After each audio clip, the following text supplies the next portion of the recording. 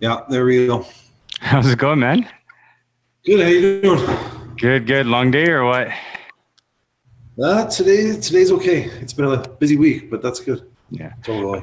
Are you in the back of a truck or where are you? In the cargo van? I mean, it looks that way, doesn't it? No, I am in our makeshift office, so it's actually a space in between two buildings. Okay. That is we use as our office because we don't have office otherwise. So it's literally a door to one building. Yeah. A door to another building, and then that is sweet. That's handy. Do you open them sometimes to transport? No. So the people over on this side is a different company. Oh, this is our space is over here. Oh, in this bay. Okay. Yeah. So tell me, man, how did you get started in this? How did I get started in this? Because it's a unique business. Let's just say that. It is a unique business. So it's kind of, I mean, it's an interesting story. So my family, I mean, we're a family of entrepreneurs. So always looking for opportunities and different things to do. And before this, I was looking after our family oil company. We had sold it. I was kind of looking for something to do, not knowing what to do next. And I was in my office, and my dad comes down and he goes, "Hey, come listen to these kids give us this pitch." And I'm like, okay, I'm not knowing anything what it was, no heads up, just come listen. Yeah. And went in, and these two kids pitched me on this idea. I call them kids because they're young. And they came in for kind of help with the pitch as much as pitching it themselves, and they walked out with a partner. So I saw Calgary. I mean, I needed something to do. I thought it was a great idea. Thought Calgary needed it. Mm-hmm.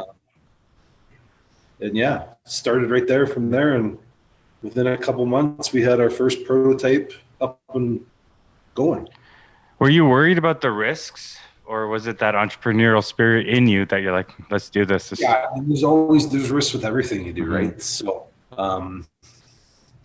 obviously, yeah, there's risks because it's not a cheap endeavor to put this together. It's there's a lot of components and obviously lots of money to invest, and really there's nothing like it in Calgary. So it was not proven.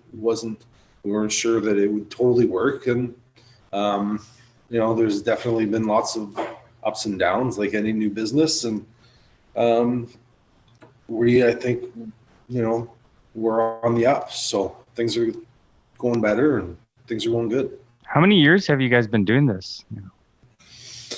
We've been in our space we're in now for 2.5 years. Oh, nice. So we did a small prototype, and we did that for about 6 months.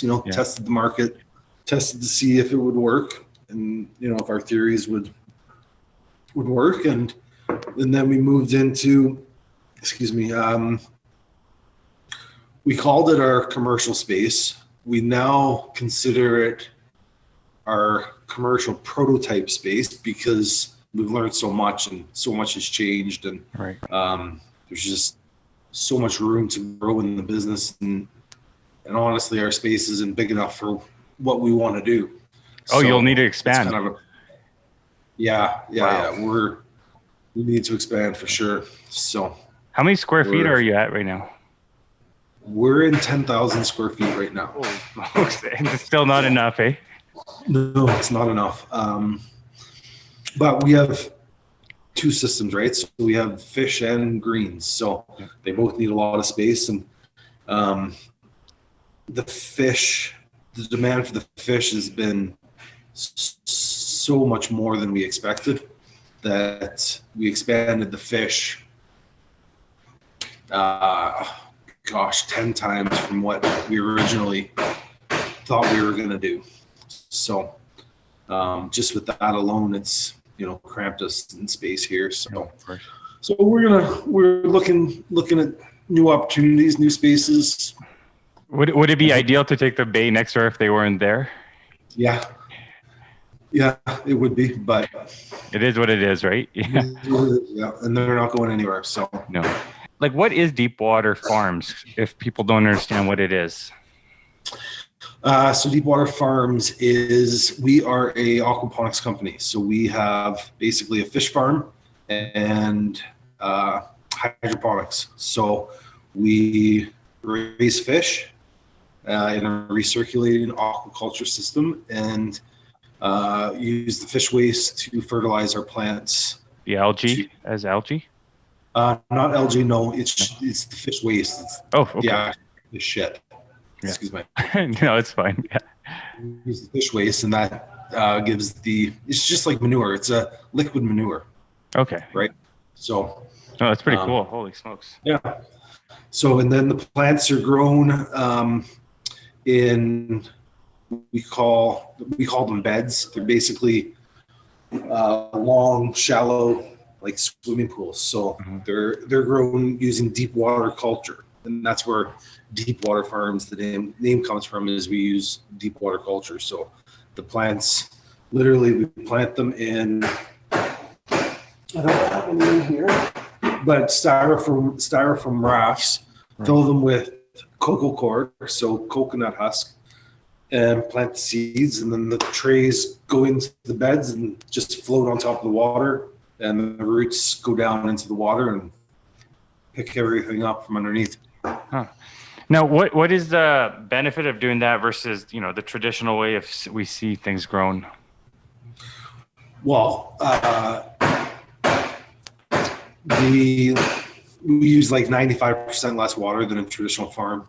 Wow. Okay. We can grow, I don't know the numbers exactly, but we're in 10,000 square feet. We have over 20,000 square feet of plant growth area just because we're vertical. So we go plant level, and so grow more in less time. Sorry?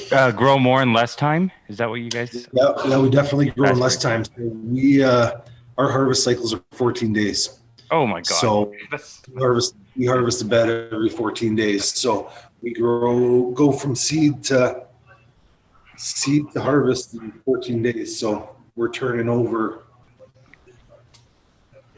I mean, we're doing 1,500 pounds of greens a week. Oh my god! And we harvest 3 days a week, and it's just so it's fresh, always, there. So, where does someone purchase your products? Like, say on the aquaponics side of this, the plants, where do you purchase that stuff?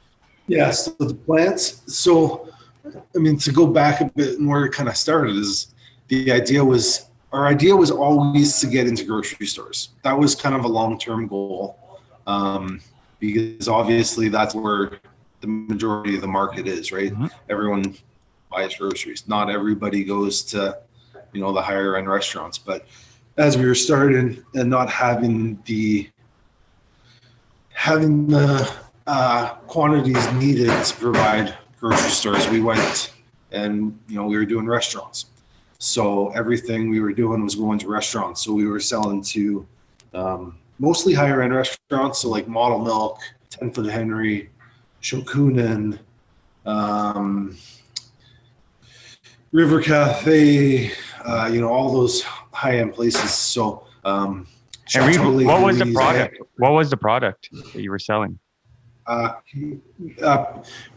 and arugula mostly, and then we also do just a salad mix, and now we also have a new product.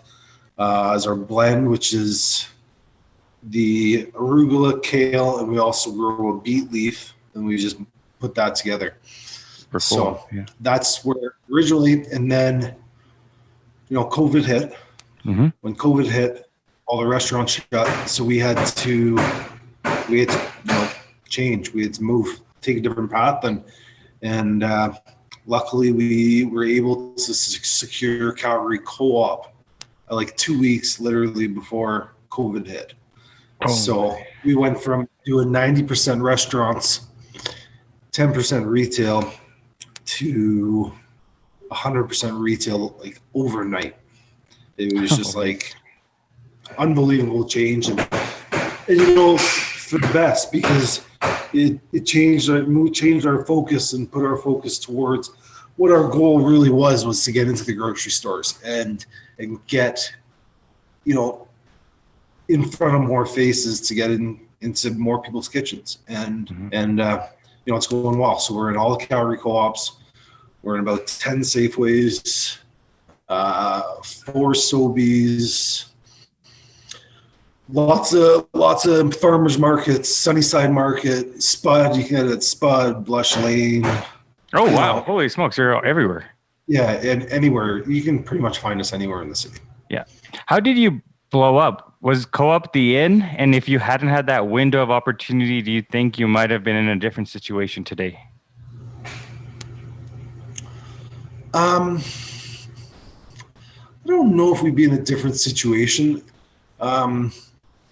We had been working on CoOp for a long time. Like, we met with CoOp, literally before we even built our first prototype. So we had been in talks with them for years, forever. Yeah. And then it just happened that it was just before COVID. But was it a domino effect right after, like CoOp? Then you get Spud, then you get Blush Lane, and it just happened. Spud, and I think we were in Blush Lane before CoOp. So we were, our first retailer that took us on was Community Natural Foods. Oh yeah. So, which now is owned by CoOp, but that when we originally went in there, they weren't. And it's just once we figured out how CoOp ran, and this is how much they take, this is, because the difference between retail and restaurants is retail is very consistent. It's, week after week, unless we're putting it on, on promotion, we're basically getting the same thing every week. Right. So, and on as a supplier on your end, they purchase from you guys, so it's a consistent, like, hey, we want this lot of, or whatever you call it, of this many. Yeah. So that's steady income. That's an up. It's nice. It's nice to have those steady, because the restaurants, they're up and down. They 1 week, and they don't buy the quantities or purchase the quantities that us as a business, we need to see on a consistent basis. So it's been, switching over and doing retail. Like I said, we were 90% restaurants. Restaurants just opened back up again. We've seen a little bit of. But I don't think we're gonna, like we chatted earlier, I don't think we're gonna see much of a huge drastic change in things right now. Even in their marketing, advertising, everything is just gonna be stagnant. Yeah. Yeah. No. So there's so much lost there already. Yeah. Yeah, it's devastating. We've been lucky to power through, and we're sorry if you hear that bang and they're working out there. It's all good. Yeah. We got lucky. We've had no one get COVID. Luckily, knock on wood, we haven't had any hiccups. But we got a stellar team that works their tail off. So, how many of you guys are there? Well, there's me, and I have 2 partners, yep. And then we have, I think there's, with us, there's 15 full-time employees. Nice. So there's about 20 total. Yeah. So how often do things break there? Little hoses and never. Exactly, right? Everything operates smoothly. Yeah, no, we have a guy on full-time staff that basically all he does is maintains and repairs, and so there's something always gets stuck in one of them, either hoses or pipes. We have pipes and water lines and heaters and everything, and blowers, everything. Something's always going wrong. So there's always a problem to fix. But have you ever had a moment where you're like, shit, did I make the wrong decision of coming on board on this project, and been like, I wish I did something else? Yeah, absolutely. We all have those days. Yeah. There's lots of ups and downs. There's been, me and partner and our aquaculture manager went out to Ontario a few months ago to visit other fish farms, and one of the farmers said to us, "You're not a true farmer until you've killed so many fish." And it's just like, and we're like, yeah,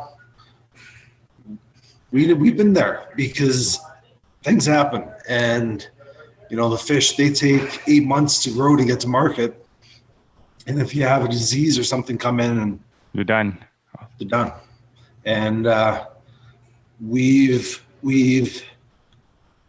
been pretty lucky, but we've definitely had those moments, and where you come in the morning and you're like, oh my, what the happened? And you're left scrambling. And definitely there's been times where I'll go home and I'll just be like, you're done. What am I doing? I can't do this anymore. It's just like you work 18 hours and nothing, there's just, we've had times where it's just like nothing goes right. And you want to throw it in, but you can't. I mean, you gotta work through it. You gotta push through it. You learn from those mistakes, and they just make the good days more, I guess, valuable and worth it. Yeah. Oh, absolutely. You cherish them more. Yeah. I mean, things are right now, knock on wood, things are going smooth. Thank you. Fish are healthy, growing big. Plants are growing green and healthy. Knock on wood. Yeah. Tasty, and then hopefully the world gets better and everything could be good. But was it tough to go from the restaurants to retail? Like, did you have to scramble at the warehouse and figure out what the heck are we doing, and we need containers and this and that? Totally. I mean, we went from doing wholesale, so all we did was put it in a bag and then a box, and then all of a sudden we have to figure out, okay, well, now we have to package this stuff, and it's a lot of labor to package those clamshells. And we'd like to do a different packaging than clamshells, but it's kind of the industry norm standard, and it's hard to push away from. The people don't like change, especially. No, and the shelves in the stores, they're built for those clamshells. Yeah. You want to be with your competitors, and the only way to be there is to have the same type of packaging. But sorry. It's all good. But we're looking at lots of different options for that stuff. Like we looked into compostable clamshells, but there's nowhere in Calgary that even compost them, so there's not much point in it, even though I think customers would like it. But really, they go into the compost bins and then they go to the trash because they can't actually. Hey, Reid? Oh, there you are. Okay. Oh, sorry. It froze, yeah. Yeah, so. No, all good. Now, were you guys always with the fish, or did that just happen later on? No, we always had the fish. So that was part of the model, right? It's the fish and the plants working together. What kind of fish do you guys have or carry?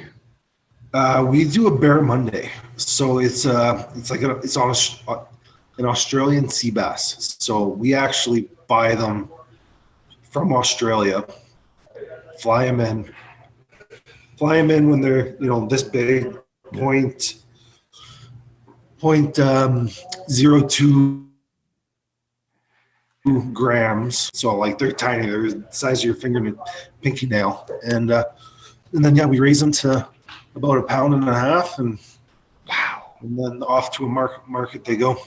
And they're about eight months. They're ready. Yeah, it's about 8 months.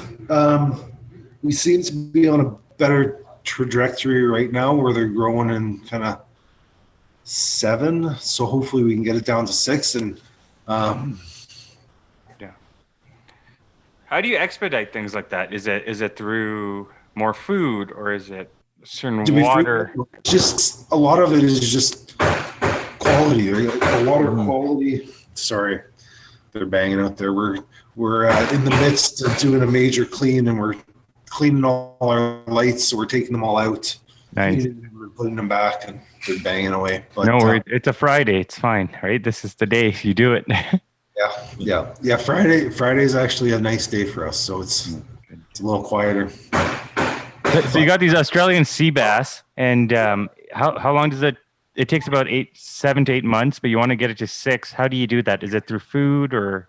Yeah, it's one, water quality, so you gotta make sure your water quality is good. So if the quality of the water is not good, the fish aren't happy, they don't eat. So water quality, it's the fish diet, what you feed them. The better quality food you feed them, the faster they'll grow. So it's just like kids, right? Yeah. If you want your kids to grow up nice, healthy, and strong, you feed them good, high quality food. A lot of milk. Yep. Yeah, we try to do the same thing with our fish. Nice. Has the fish been more popular for you in terms of people purchasing? Is it the fish or the plants? The plants for sure. Yeah. But the fish, the market was way bigger than we expected with the fish. And I mean, we started out, we kind of thought we would raise and sell, 2,000 fish every, over 2 months. That was kind of our plan. So we'd sell whatever that is, 200 fish a week or something. Well, we're doing 1,200 pounds a week now. So we're doing, 10,000 fish a month instead of, oh my God, instead of 1,000. So I love the fish part of it. The fish part of it to me that's kind of what got me really interested in it, because I love fish. I'm a big fisherman, and when I was a kid, I kind of thought I wanted to be a marine biologist just because I love fish and water. So to get into this business and have my own fish farm, that's wild. Oh yeah. And I have, people have fish tanks and they have 10 fish. Well, I have 50,000 fish. So it's pretty cool. And a big fish, how much does a big fish go for, like a full size when it's ready to go to market? We sell them for, depends where they go. Yeah. Or if I went to a store, for example, how much can I purchase one of the fish? I think they're gonna run you about, I think it's about $14 a pound. $14 a pound, yeah. Yeah. So our most, like what happened with the plants with COVID, we were selling quite a bit of fish to restaurants, and then but now we sell pretty much all our fish to the live Asian market. Oh, like TNT supermarkets? TNT supermarkets. Yeah. So they're our biggest customers. So we supply all their stores in Alberta. And is that why you were in Edmonton?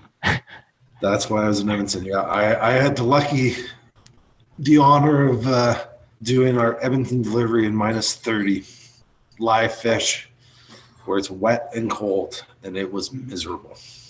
But someone had to do it. They made it? Oh yeah, no problem.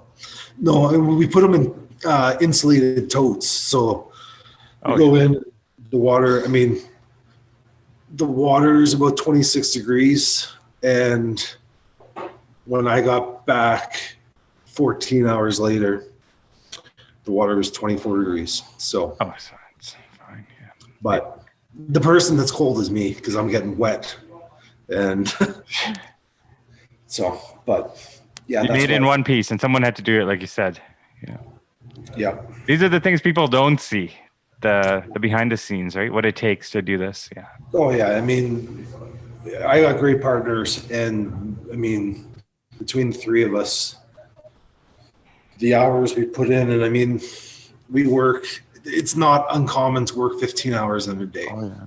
Like you have to put in the work, you got to be here, you got to do this, got to get it done. And something's got to happen. You got to be there. Right. So, a lot of the time our fish will show up at 11 o'clock at night in the airport. So you got to go pick them up, and then you got to do all, there's been lots of days that I'm here at 4 a.m. still working your tail off. But are you going to introduce other types of fish like tilapias? We have done tilapia. We have tilapia right now, but we are once we sell those, we won't do more. Tilapia, there's a few fish farms in Alberta, and there's just not enough market for tilapia farmers. So it's crazy because TNT, they have so much tilapia there, don't they?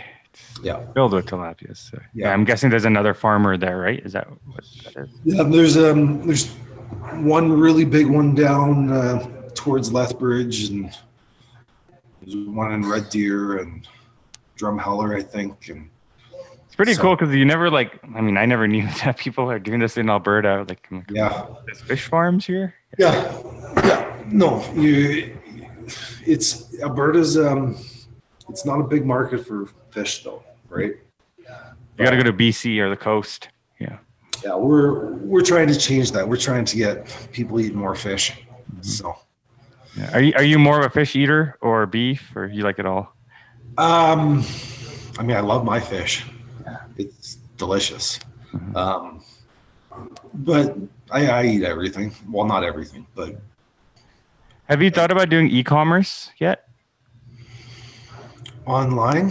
Yeah, where someone could buy 5 romaines and. No, we haven't. We haven't thought of that. I don't know if we actually. I don't even think we can. I don't think we have a license to do that. Okay. To sell direct from the farm, to have our own little shop. I don't think we're. Oh, retail versus supplier farm. Yeah. Okay. Yeah. No, But and plus, I think it would mess up your system, wouldn't it? Oh God, we got to drop off 5 romaine lettuce, or kale salads. Yeah. No, yeah, we did that at the beginning. At the very beginning, we did a bunch of home deliveries. So we did a